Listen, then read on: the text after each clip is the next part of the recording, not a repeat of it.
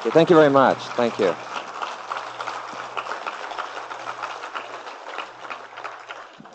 Well, it's really a pleasure being here at the Comic-Con today, and I'm glad you enjoyed the movie. Bruce, who I've known for about 10 years now, in fact, first time I met Bruce was in New York City about 9 years ago when I was fighting. In fact, I was fighting for the world title, and that's when Bruce was doing the Green Hornet series, and he came back there as a celebrity guest. And after I won the title, the promoter introduced me to Bruce, and so we started talking about our philosophies in the martial arts and so forth. And anyway, we were both staying at the same hotel, the Americana in New York, and we started walking over to the hotel. As we got going up the elevator, I remember Bruce was staying on the 7th floor, and I was on the 9th. As we got to his floor, we were really getting pretty involved into our conversation. So instead of me going up, I stepped out in the hallway with him, and this is like 11:30 at night, and we started working out in the hallway.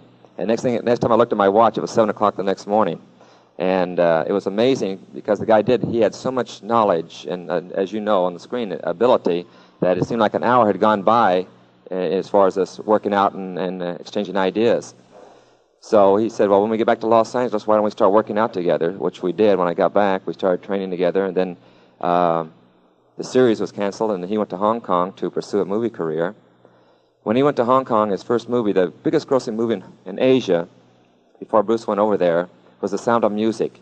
It had grossed $2.4 million, which again was the biggest movie ever grossed in the Orient. Bruce did the first movie called The Big Boss, which over here was The Fist of Fury, and that one grossed $3.2 million, which is $800,000 more than The Sound of Music. Then he did The Fist of Fury, which over here was called The Chinese Connection, and that one grossed $4.3 million. And then he called me up and he said he'd like to do a movie with a real good fight scene in the movie. I said, well, the only way we can have a fight scene is if I get to hit you once in a while. And he said, well, yeah, naturally, we'd make it a back-and-forth type fight. So anyway, that fight scene that you saw took us 5 days to do. And in Asia alone, the movie grossed over $11 million. It's the biggest grossing movie in the history of Asia, and they don't think anything will surpass it for a long time.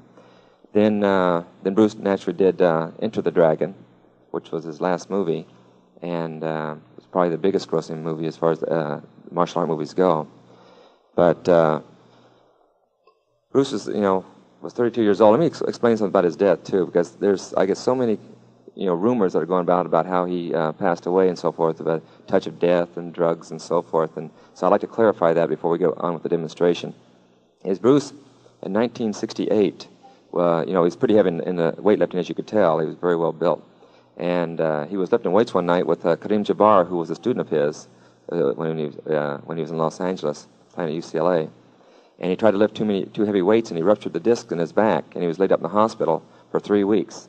In fact, the doctor said that they didn't know if he'd be able to walk again or not. But of course, with a person like Bruce, who's got the drive and determination to achieve anything in life, he was up in about a month, and within 3 months, he was as strong as he ever was. But he had constant back pains from that day on, and he was having to take medication to keep the muscles in the back loose and relaxed. So what happened is that when he was in Hong Kong preparing for his next movie, he was working with a girl named Betty, and who was going to co-star with him, and he got a severe headache. So Betty gave him some antibiotics for the headache, and with the medication he had taken for his back and the medication he had taken for his headache, they reacted to each other and made his brain swell up, and it created an aneurysm or ruptured blood cells in his brain, and that's actually what happened. So if anyone asks you what happened, you can tell them the true story.